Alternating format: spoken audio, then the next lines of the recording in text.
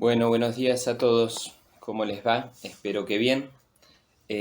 Continuamos con el curso de Biblia. Hago una pequeña aclaración por las dudas para los que vieron la parte 1 del video. Finalmente me hicieron el hisopado, dio negativo. Igualmente tengo que estar 13 días en cuarentena.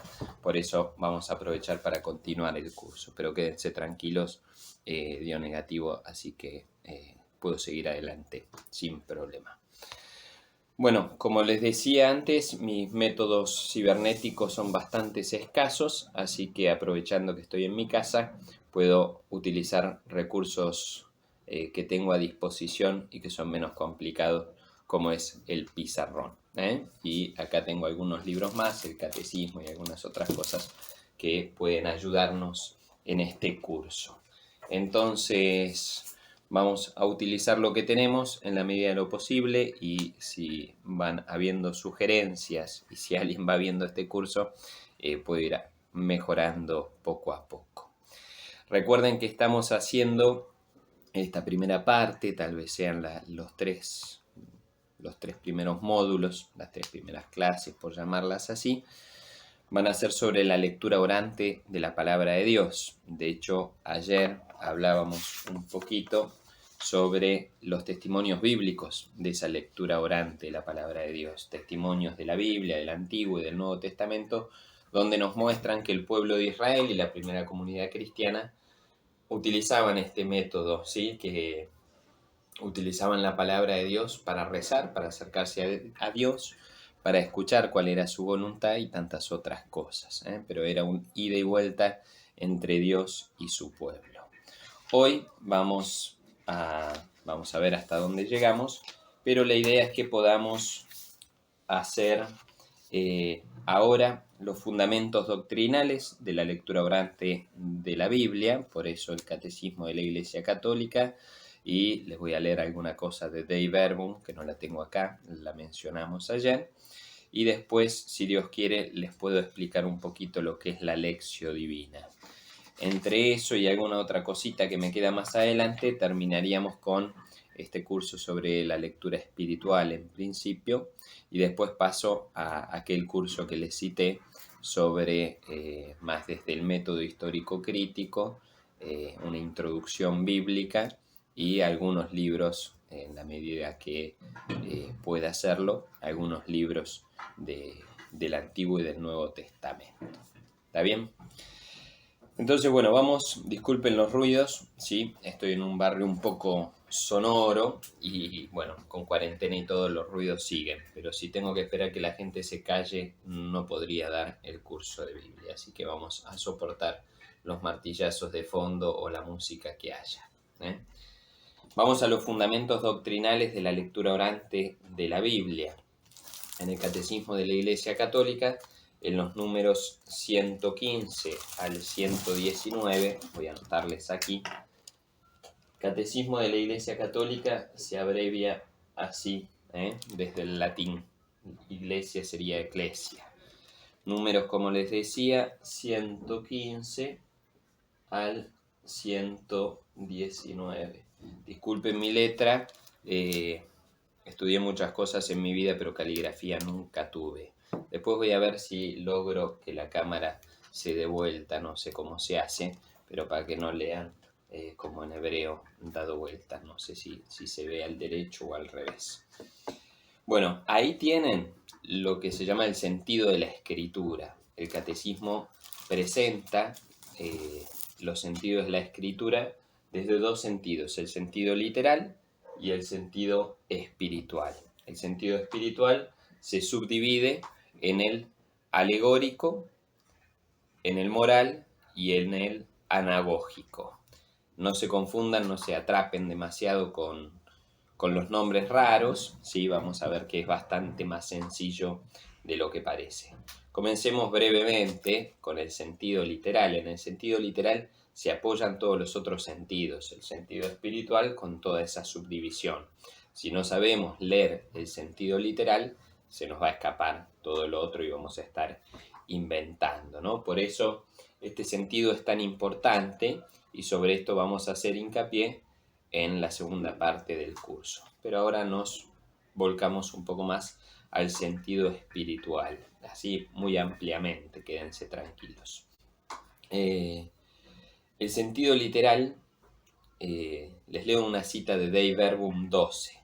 Dei Verbum, recordemos, es la constitución sobre la revelación del Concilio Vaticano II. Muy interesante, a veces si uno no está muy empapado del tema podemos quedar enmarañados en el vocabulario, pero es muy interesante. Dice Dei Verbum 12 que a la Biblia hay que leerla e interpretarla con el mismo espíritu con que se escribió, para sacar el sentido exacto de los textos sagrados. Hay que atender no menos diligentemente al contenido y a la unidad de toda la Sagrada Escritura, teniendo en cuenta la tradición viva de toda la Iglesia y la analogía de la fe. Entonces yo no puedo tomar un versículo o un libro o un pasaje de la Escritura y suponer o inventar lo que tengo ganas, ¿sí? A mí me dice la Escritura que, y empezamos a tirar tiros al aire, sino que tiene que estar anclado sobre lo que el autor quiso decir, ¿eh? Ese sentido literal, insisto, no puedo inventar lo que se me ocurra, sino que hay un sentido en la letra, por eso es el sentido literal. Hay algo que el autor sagrado, que Dios a través del autor sagrado y el autor sagrado como instrumento de Dios quiso expresar en ese texto y quiso transmitir. Entonces ese es el fundamento sobre el cual se construye todo lo otro, si no es un delirio místico de alguno. Entonces ese sentido literal va a ser la base para todo lo demás. Y hago hincapié, más adelante vamos a desarrollarlo mucho más, en esta unidad de toda la Sagrada Escritura. Vieron que a veces hay sectas o otras iglesias que agarran un versículo y van tirando tiros como francotiradores con ese versículo, sin tener idea cuál es el contexto de ese versículo, sin tener idea cuál es el contexto del libro en el que está ese versículo, y mucho menos, ni que hablar, tener en cuenta y sopesar en cierta manera todos los libros de la Biblia, ¿eh?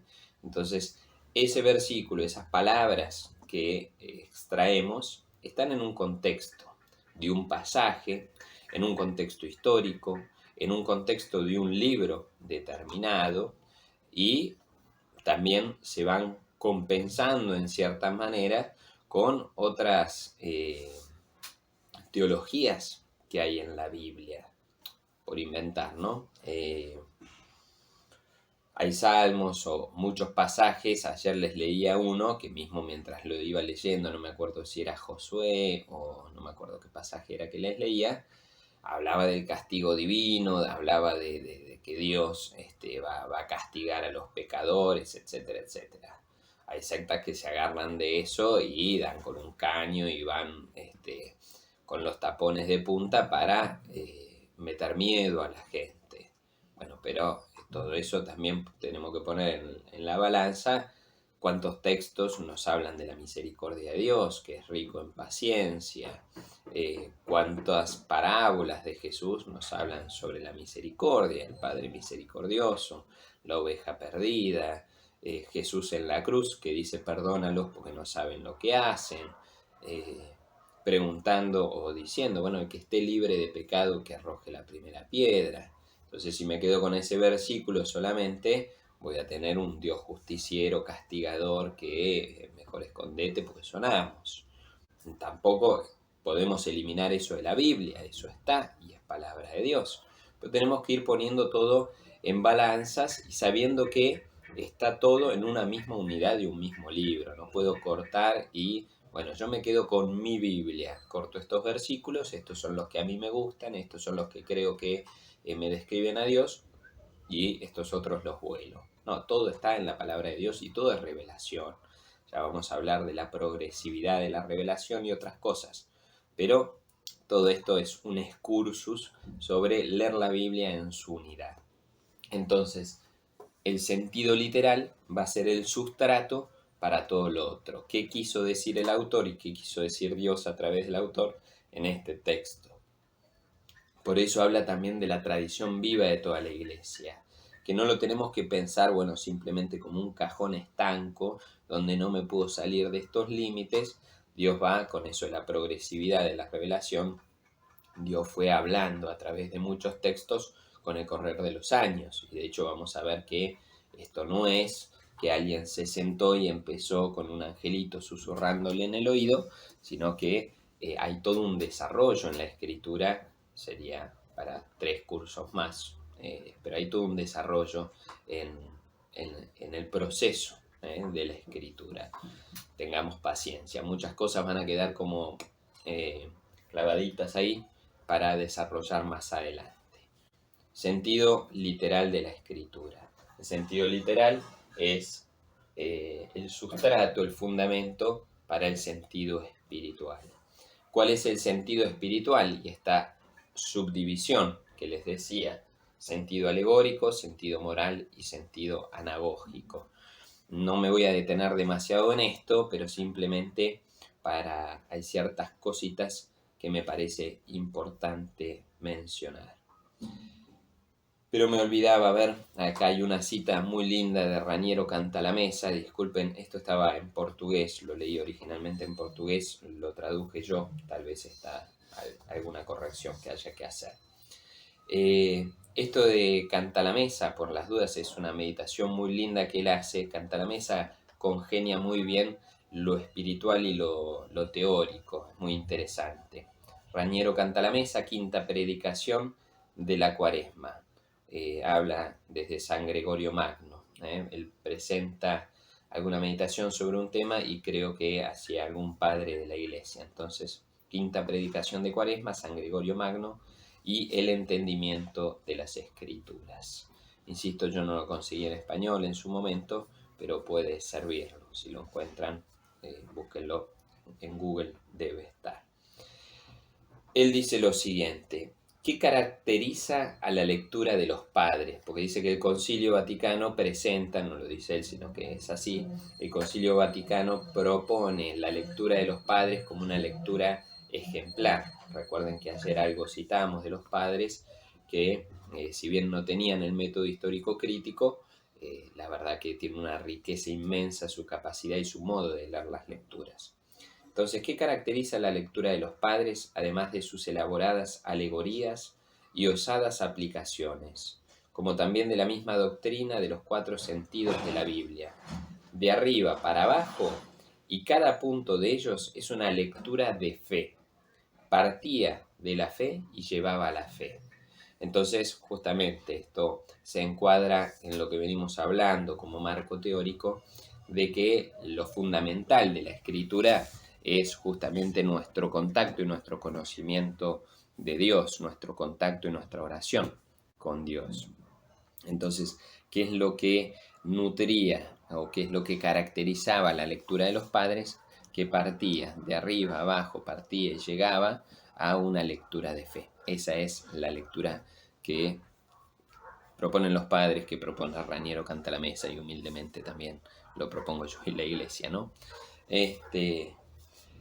¿Qué es el sentido espiritual? Vamos primero al sentido alegórico. El sentido alegórico es simplemente, y explicado rápidamente, justamente cómo encontramos en Jesús otros textos iluminan, por así decirlo, se entienden, mejor dicho, se comprenden desde Jesús.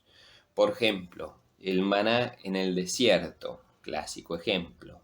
Lo entendemos los católicos desde una mirada de lo que nosotros comprendemos como la Eucaristía, viendo la Última Cena, y desde la Última Cena entendemos que el maná, ¿sí?, nos ayuda a leer el maná desde una alegoría de la Eucaristía. ¿Se acuerdan esa serpiente de bronce que Moisés eleva en el desierto cuando son picados por las víboras?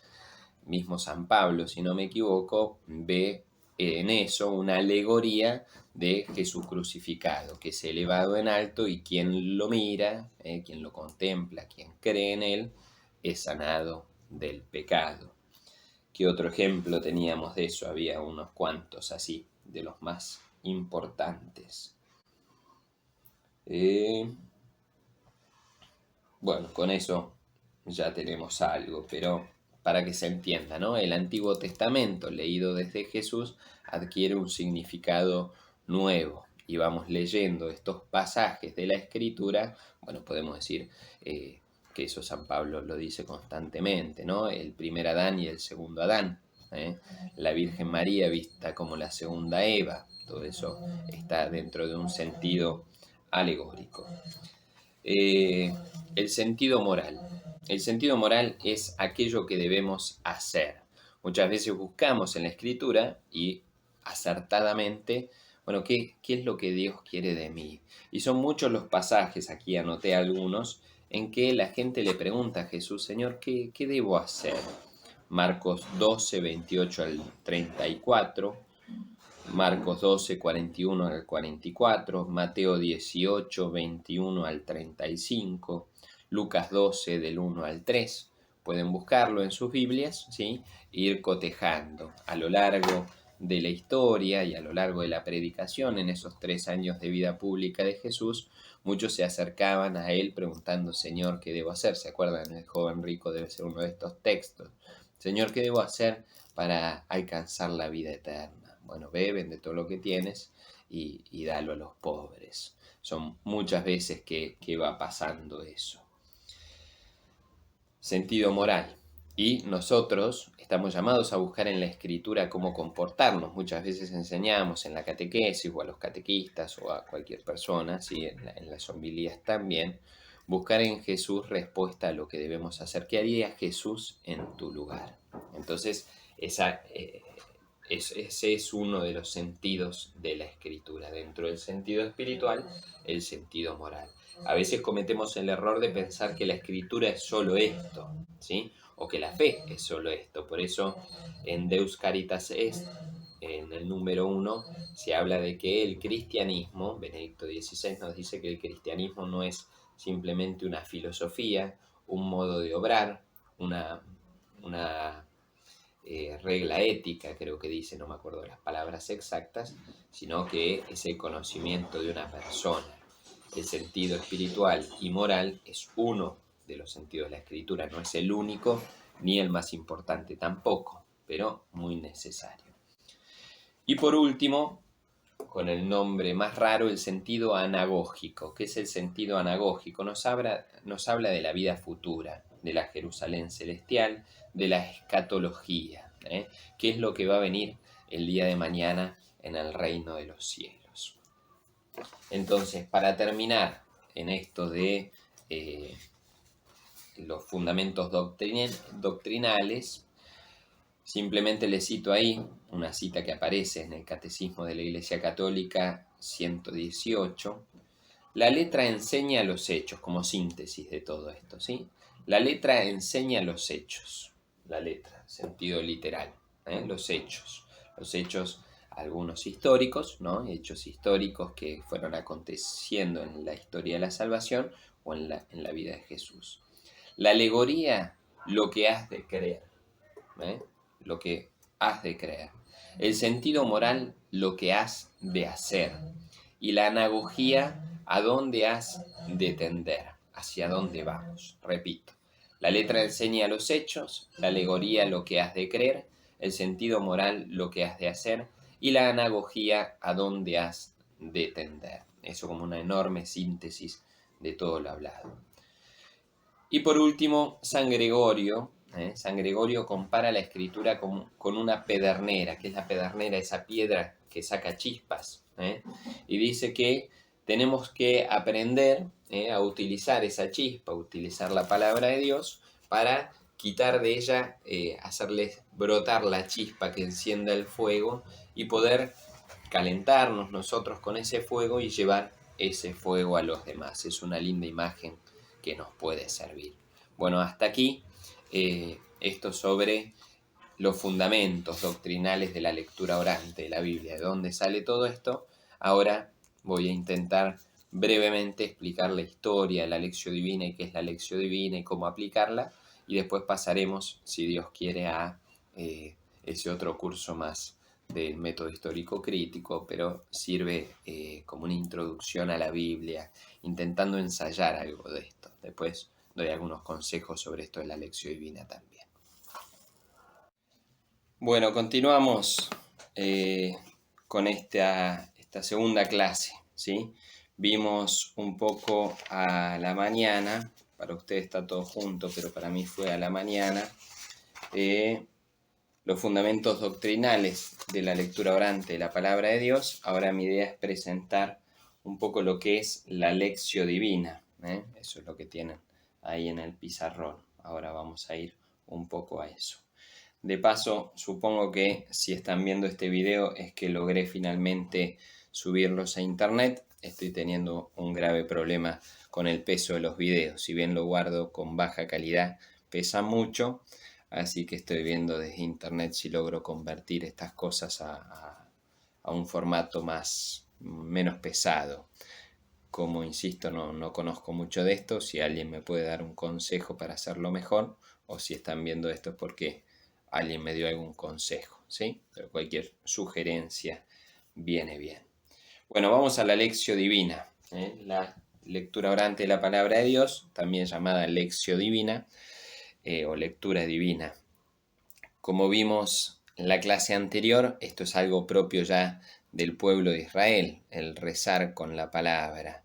Y vimos muchos ejemplos de esto que va sucediendo a lo largo de la historia de la salvación, con los profetas, antes de los profetas y mismo en el Nuevo Testamento.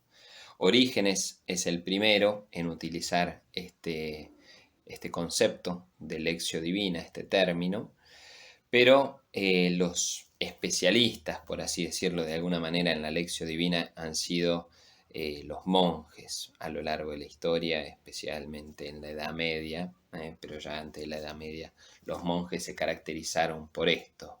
Junto con el ora et labora, el trabajo y la lección divina han sido un poco los puntales de la vida en las reglas monásticas. Sin embargo, el que sistematizó un poco lo que es la lección divina y le puso estos pasos que vamos a enumerar a continuación fue en el siglo XII Guido el Cartujo, es conocido como Guido el Cartujo, y lo hizo en una obra, una cartita en realidad, que él escribe, que se llama La escalera al cielo, la escalera de los monjes, en realidad, la escalera de los monjes. Y él sistematiza en estos 4 escalones lo que es la lección divina. El primer escalón es la lectura, el segundo escalón es la meditación, el tercer escalón es la oración y finalmente la contemplación. Él dice que en una pequeña escalera, ya que son 4 escalones en realidad, una pequeña escalera que es capaz de llevarnos de la tierra al cielo. La obrita, insisto, es muy sencilla, muy pequeña, pero pueden leerla, está en internet y puede ayudar un poco a entrar en lo que es la lección divina. Vamos a estos 4 pasos. ¿Cuál es la idea de estos 4 pasos? Primero, la lectura. La pregunta en la lectura es, ¿qué dice el texto? No sé si llega a leerse ahí. ¿Qué dice el texto? Sería esa la pregunta que hay que hacerse. A veces estamos acostumbrados, y cada vez esto es peor, ¿sí?, a leer rápido el texto y no prestar atención, y la comprensión del texto suele ser bastante calamitosa. Y de hecho a veces preguntamos quién hizo qué cosa en el texto o alguien que lo escuchó que nos lo diga, y si agarramos algo agarramos la mitad y a veces menos, y de hecho mezclamos un poco lo que fue pasando en el texto. Ni que hablar cuando esto es en el contexto de la misa. A veces estamos en Saturno con la cabeza, terminamos de leer el Evangelio y no nos acordamos nada, ni la primera lectura, ni el Salmo, ni el Evangelio. Si hubiese una segunda lectura, ni que hablar.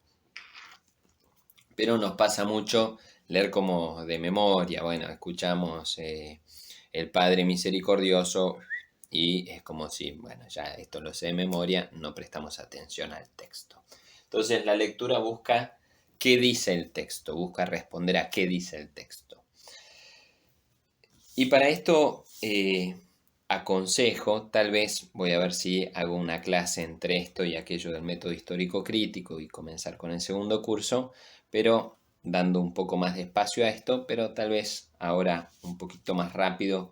Hay algunas como pistas, preguntas o cosas que nos ayudan a leer más en profundidad el qué dice el texto, a responder qué dice el texto.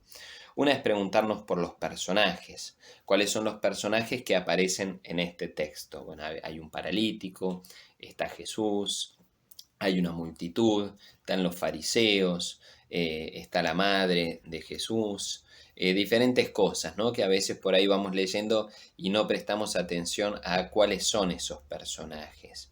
Incluso, y dando más fino, a veces pueden aparecer como personajes seres inanimados, el mar, las olas, el viento, distintas cosas que tal vez tienen un protagonismo más grande de lo que pensamos. Después las acciones. Tenemos los personajes. ¿Qué acción realiza cada uno de estos personajes? Bueno, se levantó. Acá nos ayudan mucho los verbos, ¿sí? Se levantó, se fue, se quedó, tuvo miedo, no sé, rezó, se escondió, no sé. Podemos, depende del texto, puede haber muchísimos verbos, pero acá es donde digo que a veces se nos entremezclan. ¿Qué personaje hizo qué? ¿Quién es el que se acercó? ¿Se acercó Jesús o se acercó la pecadora? ¿Quién, esto que hablamos la clase pasada o ahora la mañana, ¿no? Que yo les decía que a veces en la parábola no prestamos atención cuál es el contexto. Entonces Jesús está hablando, pero está hablando con los fariseos, está hablando con los doctores de la ley, está hablando con los apóstoles, con sus discípulos, con la multitud. ¿Con quién está hablando? Que no se nos escapen esos detalles que parecen detalles, pero que al fin y al cabo hacen a la esencia del texto, con quién Jesús está hablando, o si Jesús se puso de pie o se puso de pie el paralítico que estaba al borde del camino. ¿Quién miró? ¿Fue Pedro el que miró o fue Jesús el que miró? Todas estas cosas son importantes para responder qué es lo que dice el texto, para leer el texto y prestar atención. Hay muchos detalles, les decía, que a veces no son tan detalles. El Evangelio según San Juan tiene mucho de esto, todos, ¿no? Pero el Evangelio según San Juan, por ejemplo, algo característico que no solemos prestarle mucha atención es si era de noche o era de día. Nicodemo va a ver a Jesús. ¿Cuándo fue a verlo? Plena noche. ¿Por qué fue a verlo en plena noche? Tenía miedo, tenía vergüenza. La samaritana. ¿Cuándo es que se encontró Jesús con la samaritana? En pleno día. ¿Quién creyó? Bueno, creyó la samaritana. Nicodemo en realidad le costó creer, ya más al final del Evangelio vemos que cree. Pero bueno, todo eso está también esbozado en cierta manera con la luz y la sombra, la luz y la oscuridad que hay en el texto. En plena noche, evidentemente luz no había y muestra el corazón de Nicodemo. La samaritana con esa disputa, ¿no?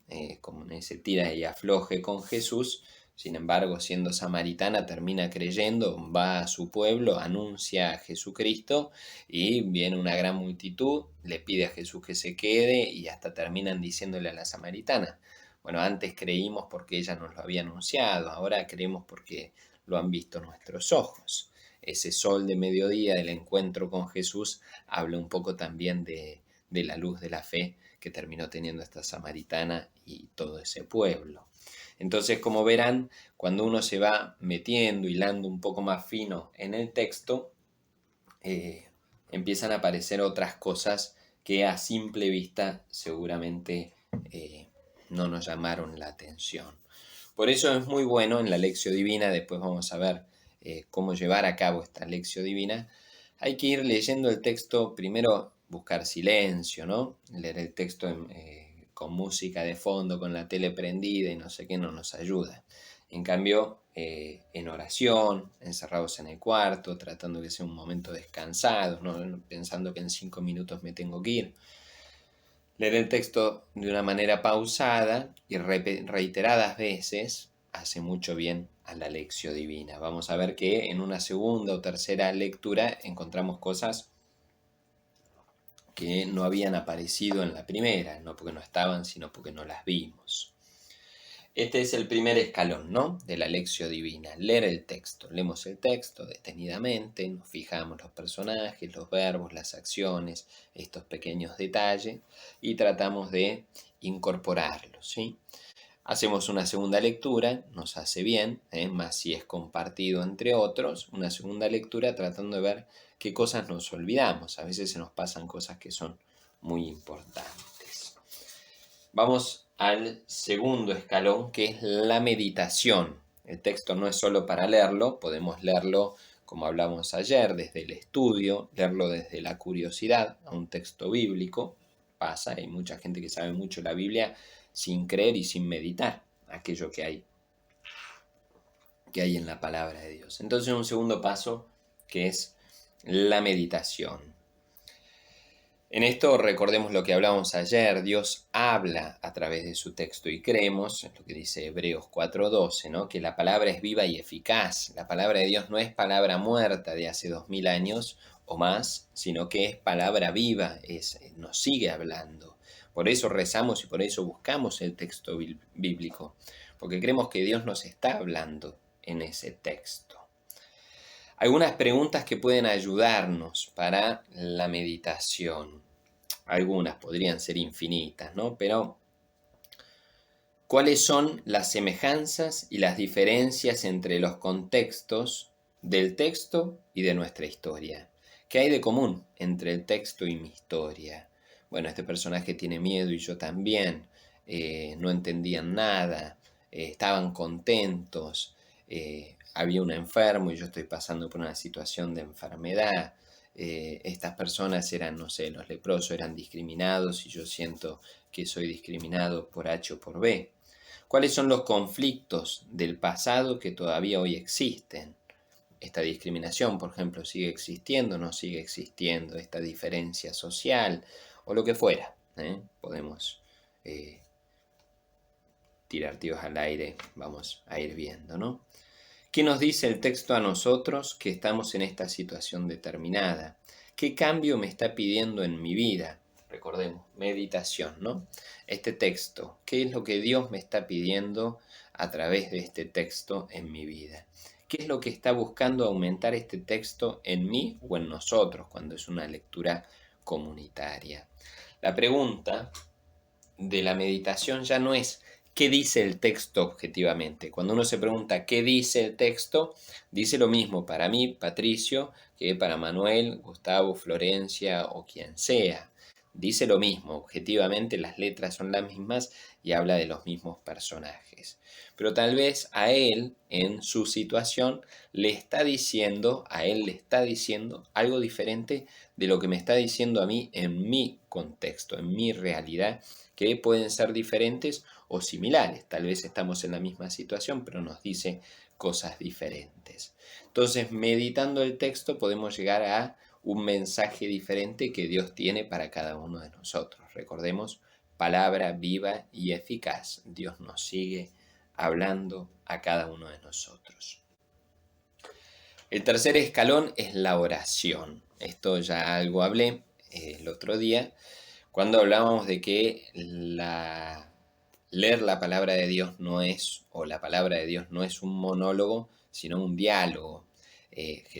Dios, habla y nosotros respondemos. Nuestra fe es una respuesta a eso que Dios va hablando.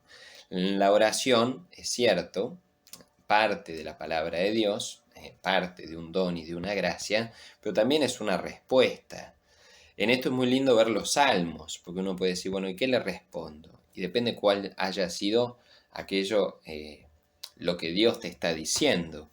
Puede ser que Dios te esté diciendo en la escritura que tenés que enderezar alguna cosa que está torcida en tu vida.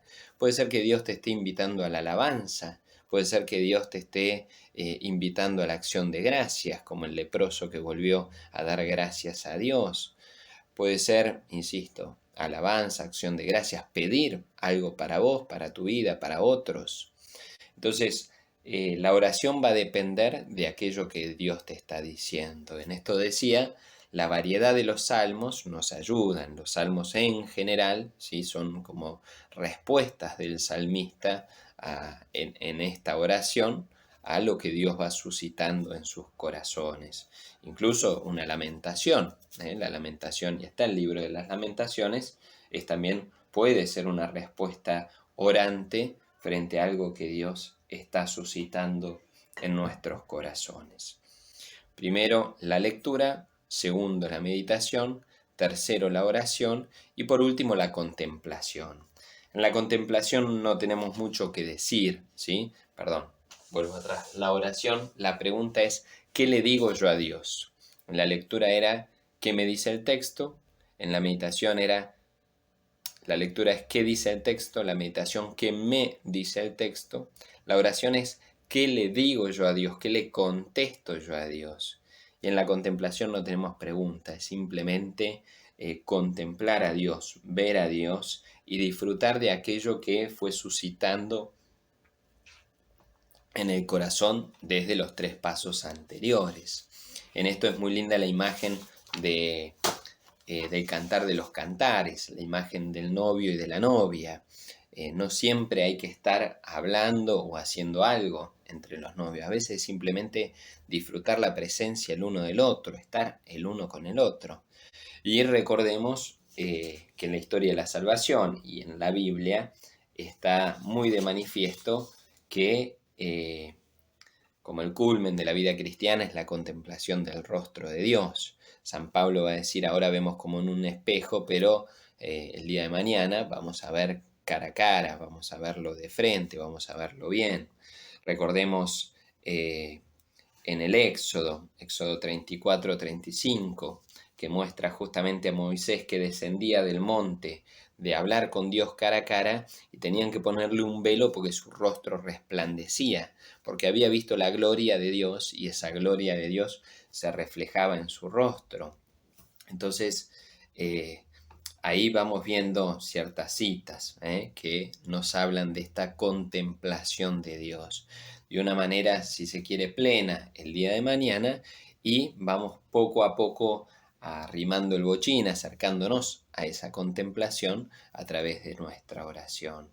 Hace poco leíamos, me parece que la semana pasada, a Felipe, que le preguntaba en Juan 14:8, a Jesús le decía, no le preguntaba, le decía, muéstranos al Padre y eso nos basta. Y ahí Jesús sí le preguntaba, ¿cómo me dice Felipe, muéstranos al Padre? Tanto tiempo conmigo y aún no me conocen. Quien me ve a mí, ve al Padre. Entonces en Jesús vamos contemplando el rostro de Dios. En Jesús y en su palabra, Jesús es la palabra hecha carne, el verbo hecho carne, vamos contemplando, acercándonos a esa contemplación de Dios. No podemos pensar, ¿sí?, que estos son pasos como acabados, perfectos, un escalón donde termina un escalón y empieza el otro. Una cosa va llevando a la otra y se va entremezclando. Pero esto sería la lectio divina, la lectura orante de la palabra de Dios. Dar estos 4 pasos a veces se hace a través de círculos bíblicos. Explico brevemente lo que es el círculo bíblico. Nos juntamos 5, 6, 7, 8 personas, 10 como mucho, y leemos un texto. Y hacemos el primer paso. Leemos el texto y compartimos qué es lo que entiendo. Y vamos compartiendo cada uno sin querer corregir al otro. Esto es un error, ¿no? Querer corregir al otro y querer enseñar, todos dar cátedra. No, es simplemente una lectura humilde, sencilla, que todos podemos hacer. ¿Qué entendí del texto? ¿Qué recuerdo del texto? Que Jesús se levantó, que había un samaritano, que estaban los leprosos, que había un tullido, lo que sea, Entonces, ¿qué es lo que dice el texto? Entonces, lo que decíamos es el círculo bíblico, ¿sí?, cuando es un grupo, poder hacer este primer paso. ¿Qué dice el texto? Leemos una vez el texto, alguien que lo lea despacio, tranquilo. A veces es lindo hacer una oración antes o invocar el Espíritu Santo o un canto. Si hay alguien que toque la guitarra o que sepa cantar, hacemos un canto para entrar en el clima y hacemos la lectura orante, ¿no? Cada uno va contando qué es lo que dice el texto, qué es lo que recuerda.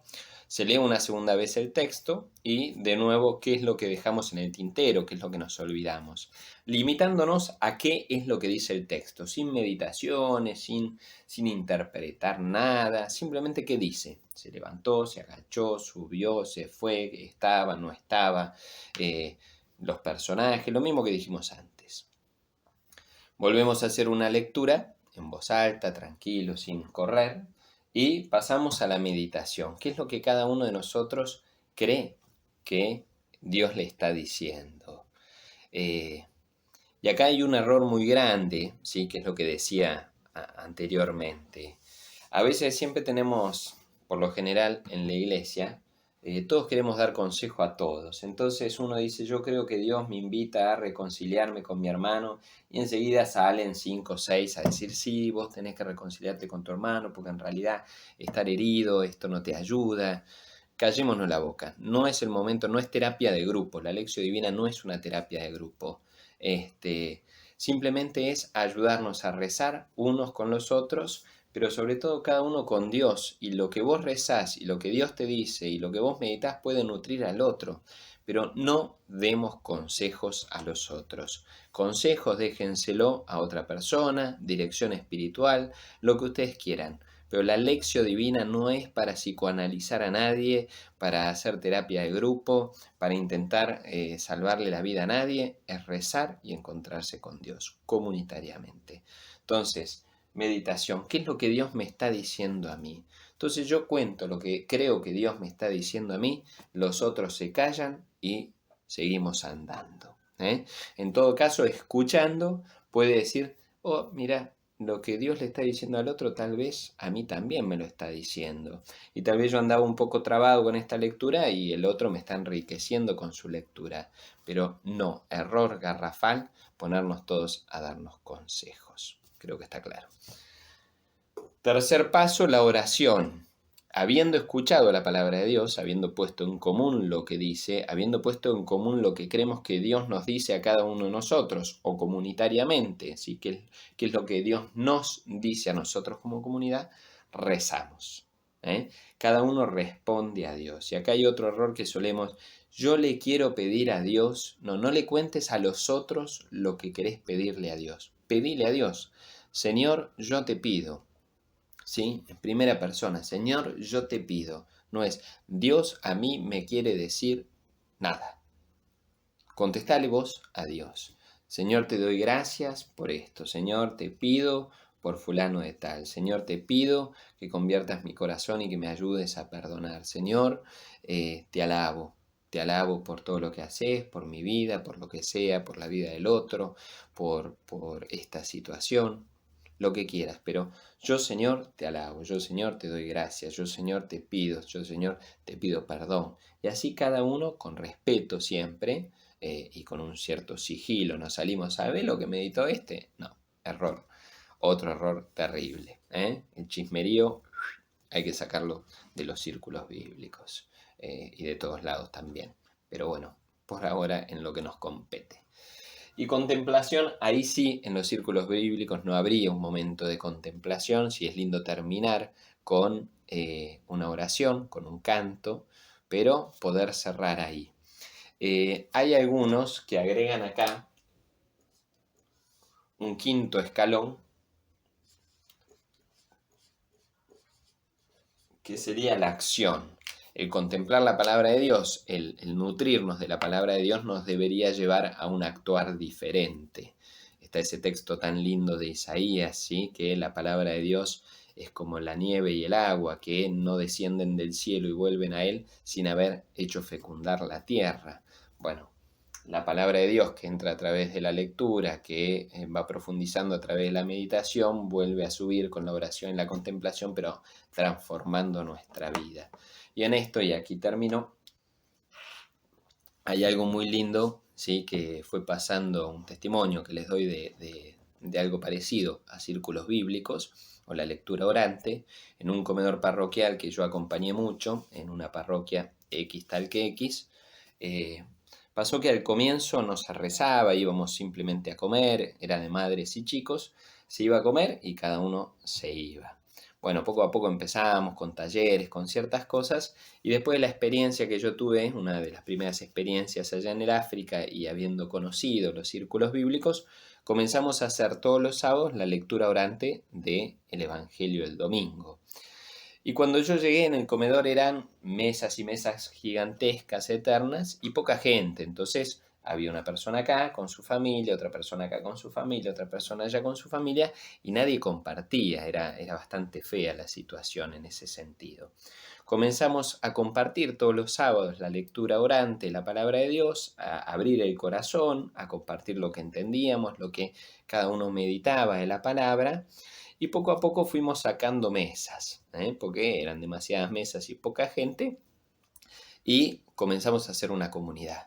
En vez de ser individuos aislados que nadie se conocía y nadie le daba bola al otro, terminamos siendo una comunidad y de hecho muchos terminaron como confesando que, bueno, ya no iban tanto por la comida, sino por la comunidad y la lectura de la palabra y compartir un momento de oración que les hacía mucho bien. Termino, ya había prometido, terminamos, pero era mentiroso, porque me olvidaba una parte. Uno puede decir, bueno, padre, esto era de la Edad Media, esto es de los monjes, no tiene nada que ver con mi vida. Les muestro algunas citas de la Iglesia desde el Concilio Vaticano II en adelante, que nos hablan justamente cómo esto es una urgencia, un pedido de la Iglesia hoy en día. A ver, Dei Verbum 21, Dei Verbum, aquella constitución que hablamos ya del Concilio Vaticano II. Es necesario, dice por consiguiente, que toda la predicación eclesiástica, como la misma religión cristiana, se nutra de la Sagrada Escritura y se rija por ella, porque en los sagrados libros, la Biblia, el Padre que está en los cielos se dirige con amor a sus hijos y habla con ellos. Y es tanta la eficacia que radica en la palabra de Dios, que es en verdad apoyo y vigor de la Iglesia, y fortaleza de la fe para sus hijos. Alimento del alma, fuente pura y perenne de la vida espiritual. Muy a propósito se aplican a la Sagrada Escritura estas palabras, pues la palabra de Dios es viva y eficaz, que puede edificar y dar la herencia a todos los que han sido santificados. Dei Verbum 21, tiene unos 60 años, pero, insisto, es aquello del concilio que todavía intentamos y no conseguimos del todo plasmar. En el número 25 cita a San Ambrosio de Dei Verbum también. Pero no olviden que debe acompañar la oración a la lectura de la Sagrada Escritura. No es solo lectura, sino también oración. Para que se entable diálogo entre Dios y el hombre, porque a Él hablamos cuando oramos y a Él oímos cuando leemos las palabras divinas. A Él hablamos cuando oramos, a Él oímos cuando leemos las palabras divinas. Y, si no me equivoco, por último, casi por último, Benedicto XVI en Verbum Domini, una exhortación apostólica que trata justamente sobre la palabra de Dios, dice así: que las actividades habituales de las comunidades cristianas, de nuestras parroquias, las asociaciones y los movimientos, se interesan realmente por el encuentro personal con Cristo, aquello que habíamos citado de Deus Caritas Est, con Cristo que se comunica en su palabra. Así, puesto que la ignorancia de las Escrituras es ignorancia de Cristo, la animación bíblica de toda la pastoral ordinaria y extraordinaria llevará un mayor conocimiento de la persona de Cristo, revelador del Padre y plenitud de la revelación divina. Y por último, en Evangelii Gaudium, ¿sí? Acá pasamos a Francisco, que no habla explícitamente o solamente sobre la palabra de Dios, pero tiene momentos que trata sobre esto.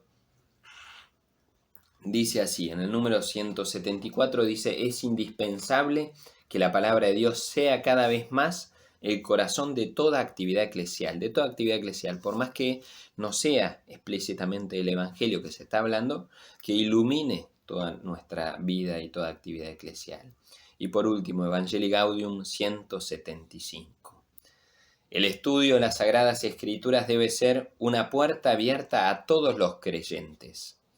Es fundamental que la palabra revelada fecunde radicalmente la catequesis y todos los esfuerzos por transmitir la fe.